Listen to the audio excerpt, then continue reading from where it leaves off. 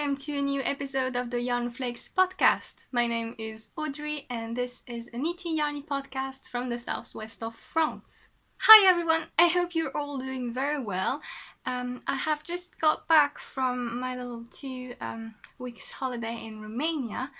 I would have put up together some footage at the beginning for the introduction, mostly trees, but yeah, there you have it. And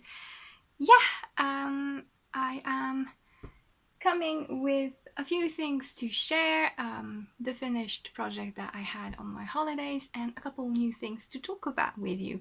A little announcement before I start. If you follow me on Instagram, you would have seen that last Friday was my birthday, so I am running a little sale on my Ravelry knitwear patterns. So with the code 26, because I am now 26 years old, I do not think I will be doing that when I'll be 70, but you know. So you can get 26% off all my patterns published on Ravelry. I will link everything down below, and it is running until tomorrow, Tuesday, end of the day. So I just wanted to let you guys know here on YouTube as well, in case you've been waiting to try some of my patterns. I think that can be a possibility. I mostly have knitting this week, and I will also review the new Laine magazine, which I have received, and I will finish with a little yarn show. You can find timestamps to all the different sections of the podcast in the description down below, so if you want to skip anything, feel free to jump ahead. There will also be links to everything that I talk about, as well as my social media and, like I said, patterns on Ravelry.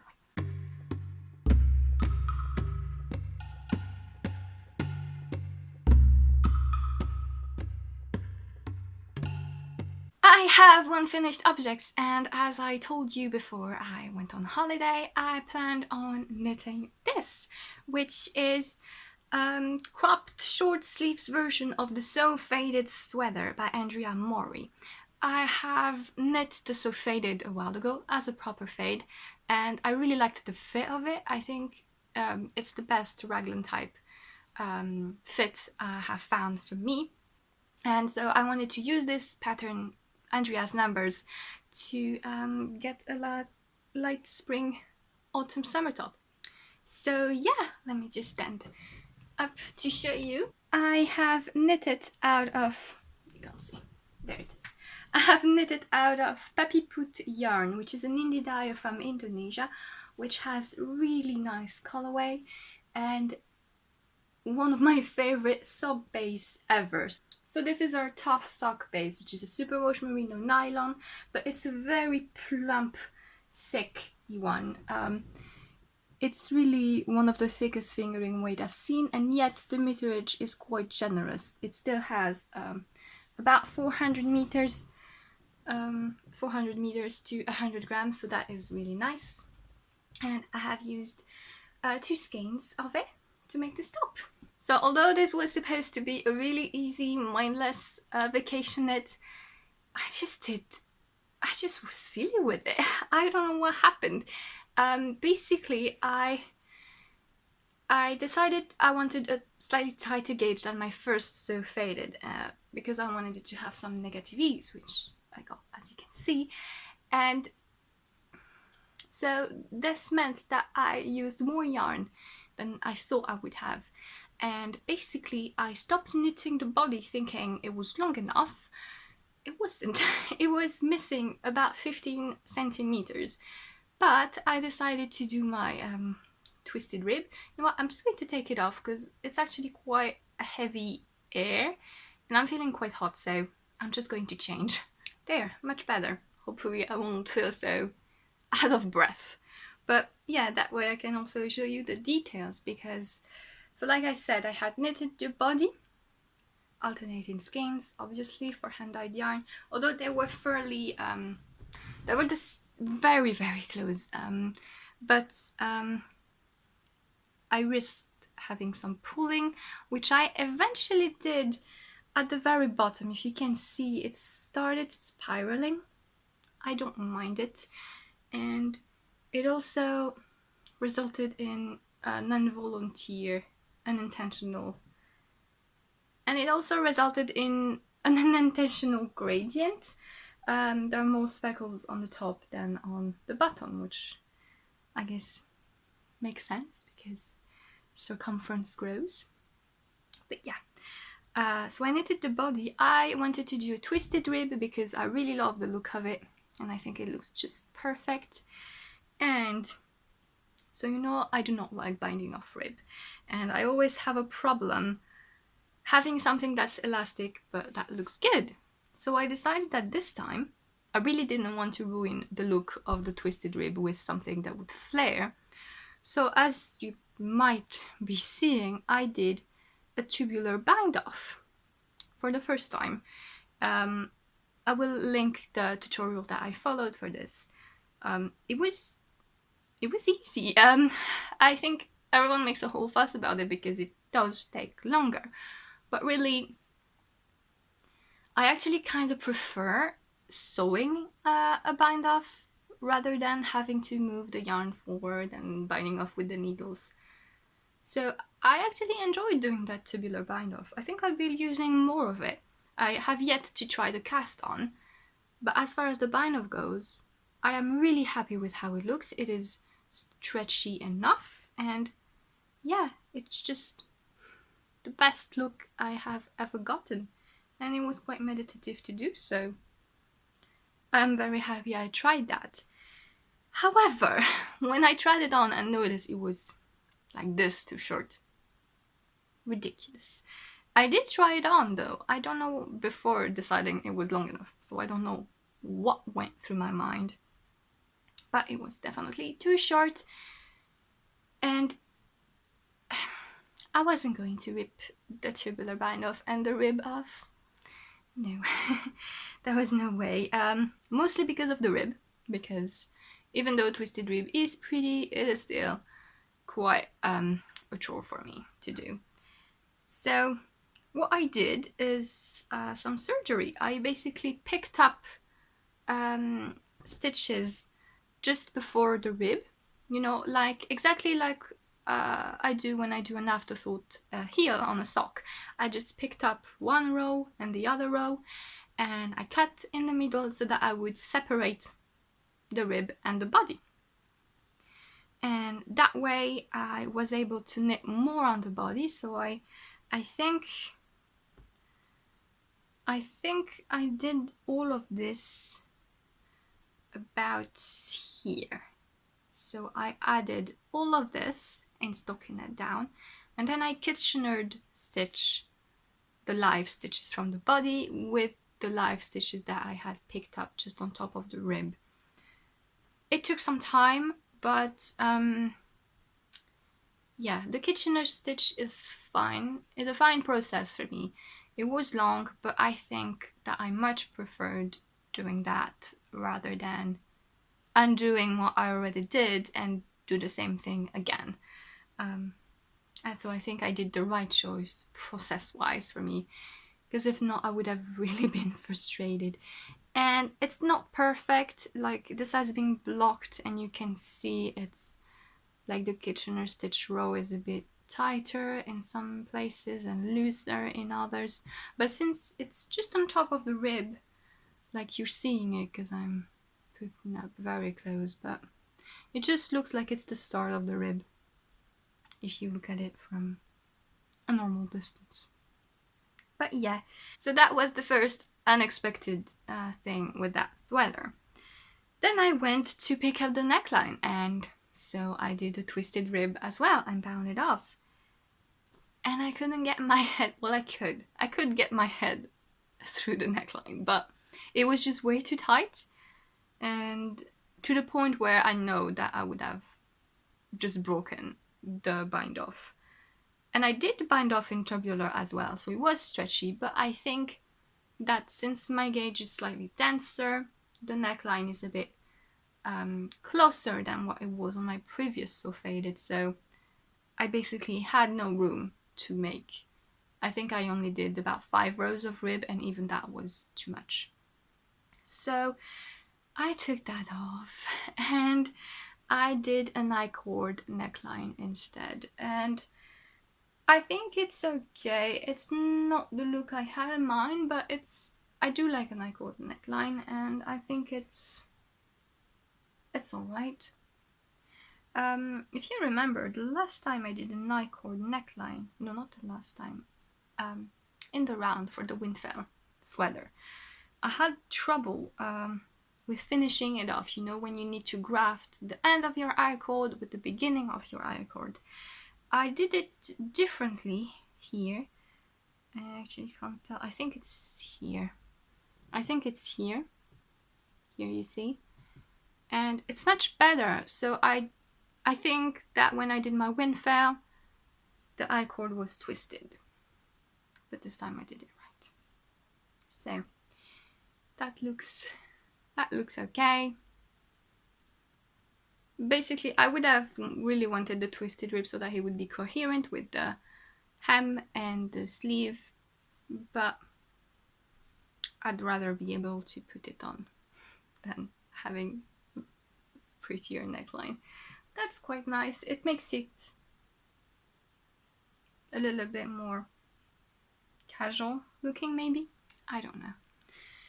I picked up the sleeves and I knitted for as long as I thought I would need it for it to reach the middle of my arm, and I did again the twisted rib with the tubular bind off on the sleeves. And that is the story of this little sweater, and I really like it. I like the fit of it. I like that it has some negative ease, and I think it's going to be really sweet in for a transitional garment in the spring and autumn. And I really like that yarn. It's soft, so yeah, I wanted something definitely next to skin and on the lighter spectrum, rather than having rustic wool that would be too warm for this type of garment. And yeah, the colorway is Morotai. And it's cream with brown, golden and turquoise speckles, which I really like. I really like the mustardy, golden, orangey color in there. I do like yellow, orange, mustardy tones. I don't think they suit my skin tone, so that's why I was so enthusiastic about that color, because it has that color, but it's speckled, so it's okay. And with the turquoise, that definitely fits my bluish cold skin tone better. I think it looks really nice. So that is mostly what I've been working on my little holiday. I had plans to knit the Irving socks by Jakes and Salem. I didn't have time to, because I ended up having less knitting time than I thought I would. But that's okay, because I had my plain project as well, which were these socks, which are my second finished object for this week. And these are simple vanilla socks that I knit for my boyfriend, and I took them back with me because I knitted them on the plane. So it was actually my first time taking knitting on a plane. I didn't want to knit on the plane because, yeah, I'd rather read on the plane, and the plane trips were relatively short. However, I had on the way there 3 hours waiting in transfer in Munich, and on the way back I originally had 5 hours to wait in Munich, which turned out to be 7.5 in the end, because there were storms and my flight was delayed and I got home way too late. But I did but thankfully I did get home. So yeah, that's what I wanted. Done knitting to keep busy in the airport, watching podcasts with the airport Wi-Fi. So that's what I did. And I took the Knitpro Symphony. Let me grab them. But yeah, I took the Knitpro Symphonies with me, which I figured would be my best shot not to get them taken away. from Security, because these are the 10 centimeters DPNs, so they're really small. I'll get back to that in a minute. And they're wooden. So I took 4 of these with me to knit the socks, and wooden needles are definitely not my thing. I enjoy DPNs, but these are too short. Yeah. I'm still happy that I got them, and I will keep using them when I need to take them through security in airports, because I think this is the safest. And find them pretty and everything, but they're too small. The thing is, I only took 4, like I said, because I knit with DPNs with 3 DPNs and knit at the round with a 4th one. I think if I would have gotten a 5th one and have my round on 4 DPNs, that would have made a difference. So maybe next time I will try that. These are 2 millimeters because I wanted them to be versatile, and that's how I knit most of my socks and socks for my family as well. My boyfriend, I usually tend to knit him socks on 2.5 millimeter. So what I did is that instead of casting on a 60 stitch sock, which I usually do for both of us, I cast on 64. And I finished the first one when I was there, so he was able to try it on, and it fits. Just my cast on is a bit tight. I did it on the DPNs, and I guess that's what kind of made me make something not so stretchy, but it's okay, and he likes it because at least it stays on his leg nice enough. The second one I did on circular before switching them into the DPNs for the plain, and it's much better. I did a little twisted rib, and then it's just vanilla sock, except I did garter heel. So I've seen a lot of people do this recently, and I just thought, okay, no, I'm going to be honest, I didn't want to purl, so I decided that I would try this garter heel. And I did the German short row heel, and I simply just knit instead of purling the wrong side rows. And I didn't bother trying to figure out or look up how you can make it so that you don't have the wrong side of the short rows showing on one side of the heel, because obviously you're closing the short rows knitting on the wrong side, so they're showing on the right side, and it makes a little line here of bumps, whereas this is smooth. It's garter, so I don't think you can see it that much, and I didn't want to bother. And I think it looks quite fun. I'm not sure I would do it again. It's quite cushy and comfortable, but does not fit as well as the heel flap and gusset anyway, so I should really do that more, unless I'm knitting self-striping. The yarn I used is a sock yarn I got from a swap, and it's the Waikiwi Prints. So it's sock yarn from New Zealand in this brownish cream. It's not really micro striping, it's just variegated, I guess, colorway. And it's a interesting base. It's 55% New Zealand merino, 20% nylon, 15% alpaca, and 10% possum, which I've already talked I'm not so sure about, but it makes really warm socks with the alpaca and the possum. It has a little halo, which is why I thought it would be good for my boyfriend, because he has always cold feet. And yeah, it's also pretty soft, as you would expect. And this one kind of striped spirally on this side. It's funny, but yeah, they're quite nice. And done.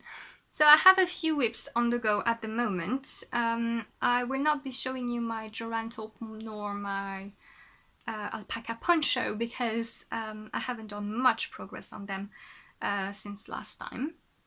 But if you remember, I was working on a new sock design, and I have finished one. So this is not blocked. I'm putting it on the blocker just so it looks like something. But this is a pattern that I'm designing, and it's a pair of colorwork socks, and I have finished the first one. I finished it last night. So these are the Yucay socks, and they're fingering weight colorwork socks. So they have this motif that I placed it on the inside of the sock so that it's sort of like a little secret diamond thing between the 2 feet. And this will be the outside, and you can see the general motif. Let me just show you the front of the sock, how it looks. Up, like this. So obviously this is blocking because it looks a bit stiff right now. Yeah, so I am really happy with it.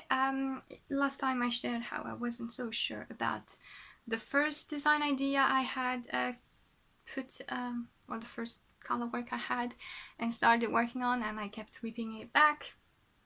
But I am really happy with this. I really like it. It's I like it because it's also quite unisex, I believe, and I like it's simple to work. I intend those to be beginner-friendly socks. So if you know how to make socks, and maybe if you have done a little bit of color work, these can definitely be your first color work socks. I will include lots of information about how to size them, because for color work socks it's easier to work with the gauge to get different sizes.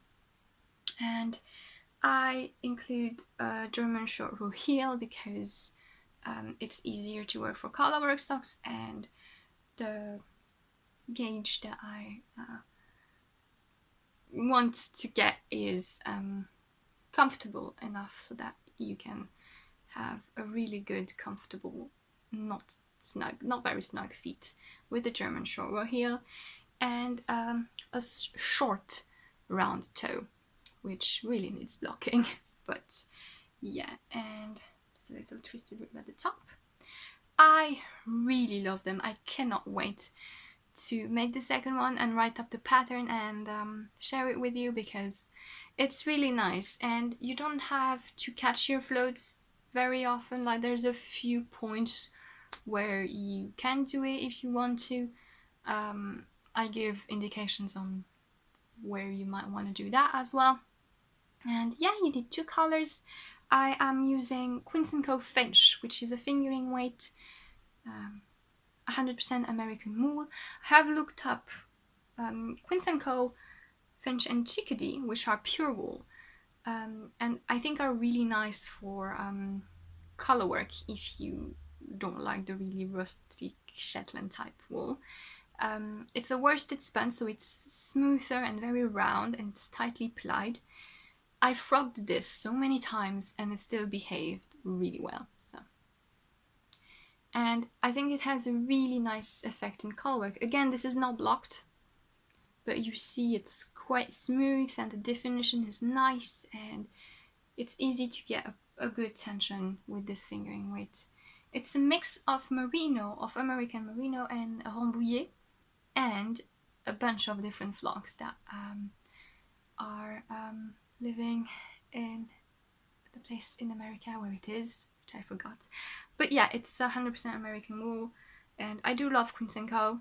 I think they have a really nice set of yarns on the worsted category, and I think this is a really versatile yarn, and it is soft, so yeah, you might want to try that.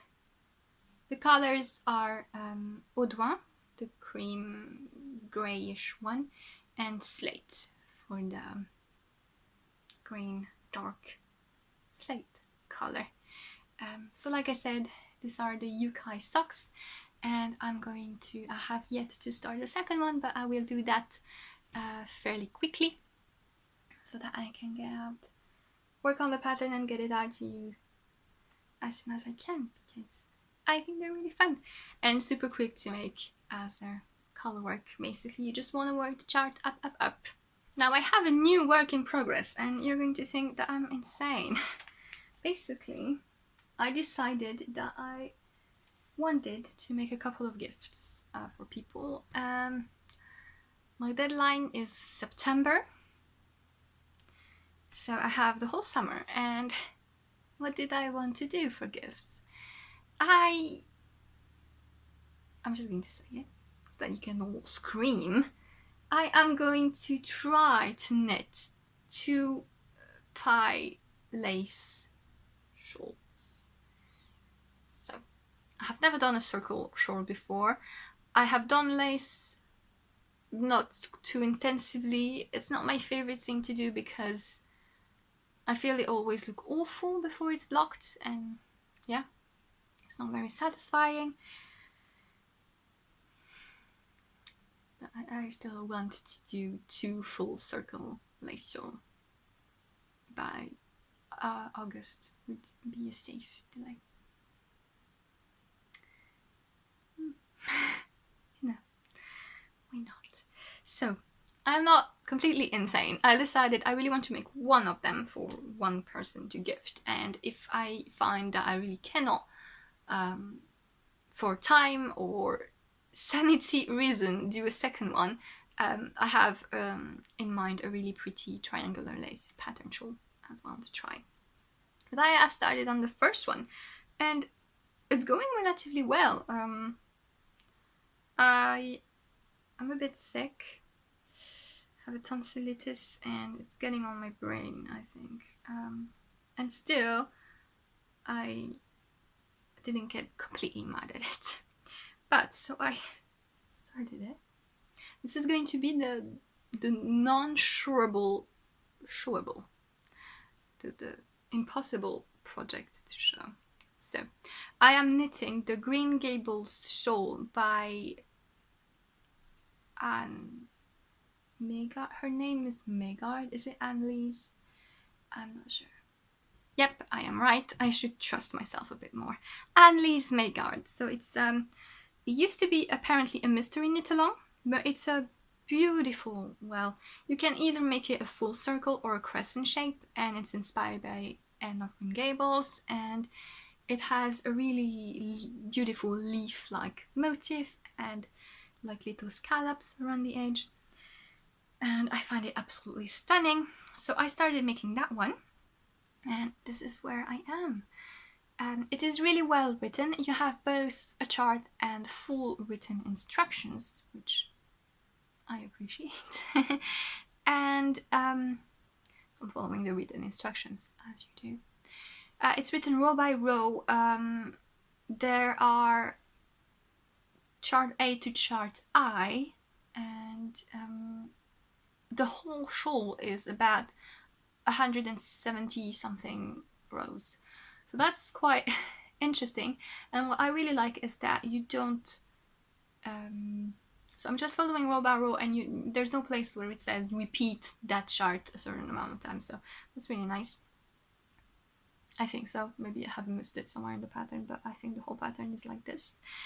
And yeah, I think I started chart C. Yeah, that's not really easy to show. So I followed, she gives indication and links to videos on how to do the cast on here. It's basically the same thing as a magic circle in crochet, except you can do it with needles as well. So I did it with needles, and that was okay, and it worked out. And it didn't make, there's no hole. Well, there's a small hole, but I can close it when I'm weaving the end later. And yeah, so far it really looks like a spider web, like a lace does when it's not blocked. But yeah, I'm going to spread a bit so you can see. Nice. Trust me, I think it's going to work. But yeah, there's no complicated stitches. It's just some cabling. Like there's 1x1 cable, which she says to do with the cable needle, but I just did a twist. which is fine for me. Some cabling, lots of double yarn overs, lots of knit purl increases, and I messed up once. Saturday night I realized I didn't have the right stitch count at the end of the second chart, so I ripped that section out and started again, and I decided to place markers between every section. So this is my beginning of the round marker, which, well, I can't put it now because the round is ended, but it's attached there. So yeah, I basically have markers. Right now it's every 12 stitches, so that I can make sure that I am doing the repeats correctly and that I have the right number of stitches. Every other row is a rest row, so it's knit everything, and except the double yarn overs, but that's fine. So that allows me to count as well and make sure that I'm on track. I am obviously using lifelines because I do not want to put that thing in the fire every 2 seconds. But yeah, so I'm using it's a warping thread that I'm using, a cotton thread that I'm using at the lifeline and moving every time I feel like, okay, if I mess up, I really don't want to make this row again. It's going quite smoothly. I clearly don't have the right needles for it. So I'm using drop Slate because I have about a gazillion of it in my stash. And this is the light grey-green shade. And it's a blend of alpaca and silk, so it's quite a slippery yarn. And I was afraid that I would really need wooden needles for it, although I don't like wooden needles. I asked on Instagram and people told me that yes, there are really nice wooden needles, which I'm definitely having a look into. But that I could still, since it's not only alpaca, or it's slippery, but it's not terribly slippery. So yeah, I thought I would still try on metal, and it's fine. There's no problem with the metal. However, I don't have pointy enough needles. I really want the high sharps. I think I will get myself the set. But for now, I had some Adi sock on a short circular when I started, and then I switched to this which are Nipro Novas in the 40 centimeters, and then I have some interchangeables which are pointier for 60 centimeters, which I think would be nice. And then I have some Nipro Zins, which are 80 and 100 centimeter, which are the sharpest that I own, but I really think I do need the high sharps, and I should just stop being silly about it and get them. But yeah, I'll see when I get really angry at those, because yeah, like I said, there's cabling, there's lots of obviously decreases, and yeah, sometimes it's a bit I do notice that I take much longer than what I should with these blend needles. And when I picked up from the lifeline when I ripped out, it was a nightmare. I felt like I was knitting with like a square that thick. I couldn't catch the threads properly, but I managed eventually.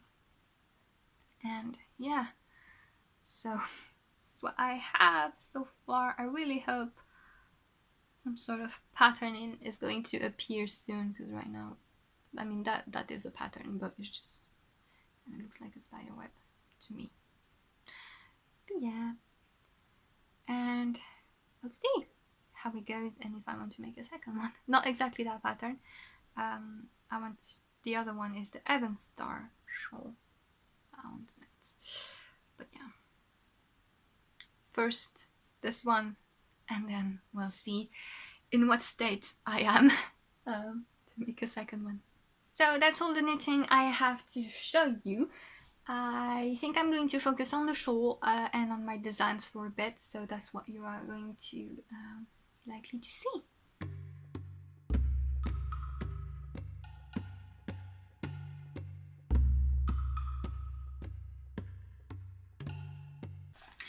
So I have ordered the new Laine magazine, as you do. The process was a bit odd for this one because I don't know, I don't think we've seen it enough. I mean, sneak peeks of the designs. The ones I had seen so far when they opened the pre-orders on different retailers and stuff, you know, they were nice, but I didn't have any patterns that I thought, okay, I really want the magazine, it's great.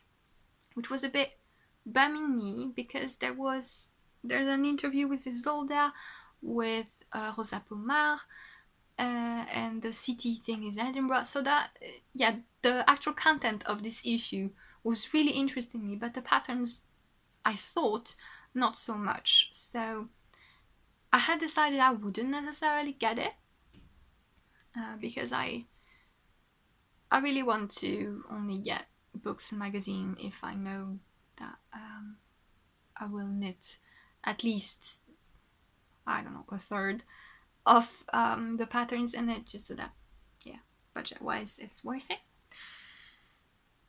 And then they showed, like I told you about last time, the lot adresse, and yes, I love it. It's actually what's in the cover in it, and so I decided to get the Laine magazine, and I am so happy that I did because I really like the issue, and there are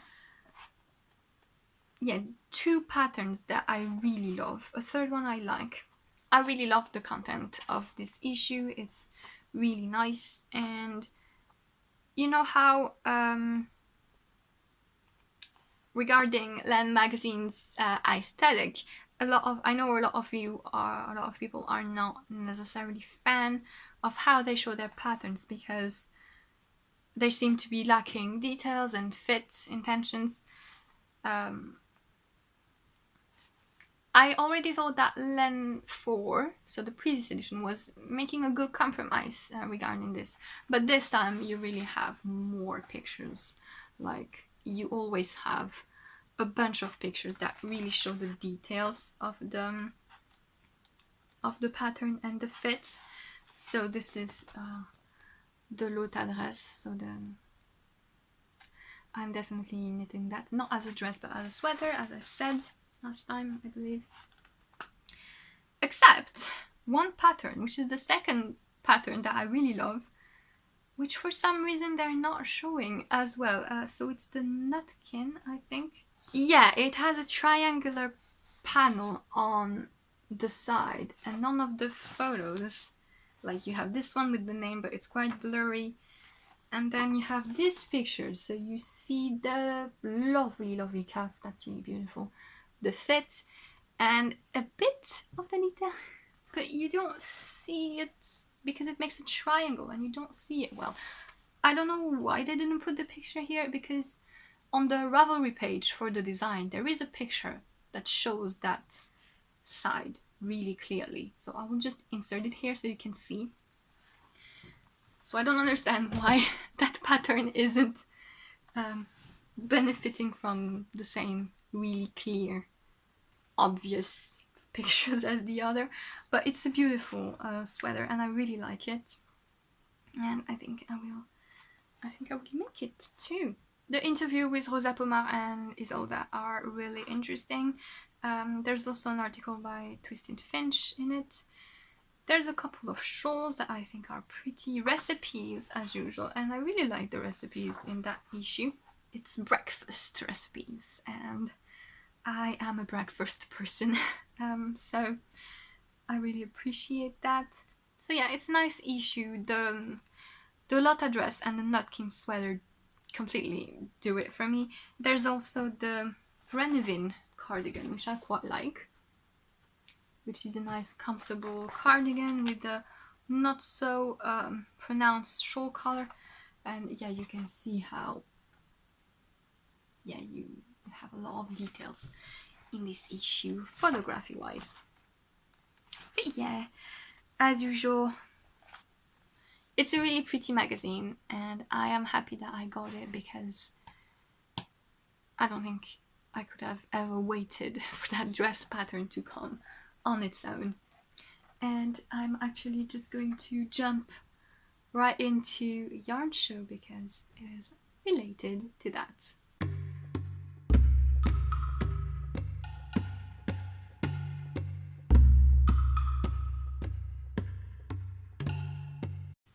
So I knew I wanted to make the Lota dress a sweater version of the Lota dress, and I decided that I would try a new yarn, and it's a yarn that I've wanted to try for a long time. It's Garn Bio Balance. So I've been wanting to try this yarn for a really long time. It's a blend of 55% organic wool and 45% organic cotton.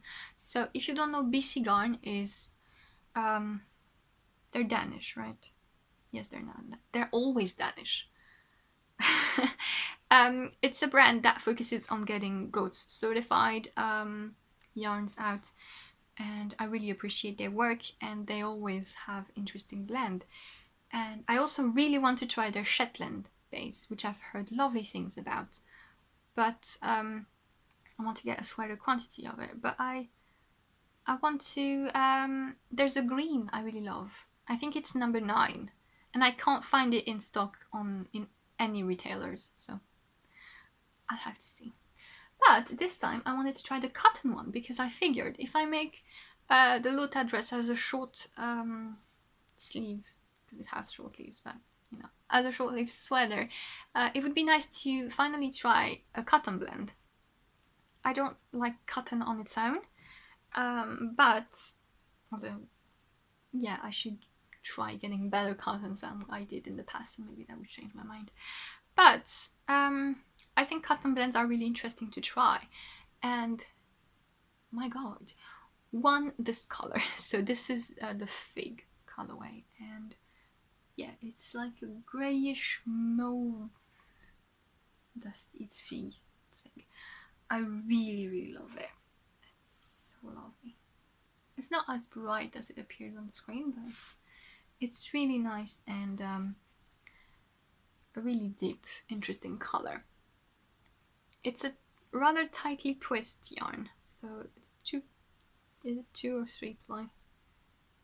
Yeah, 2 for me. It's rather tightly twisted. It's a fine fingering weight. It has 225 meters to 50 grams, and it's so soft. I don't know, they just say wool, organic wool, so I don't know what type of wool it is. I should look it up maybe. But it's really soft.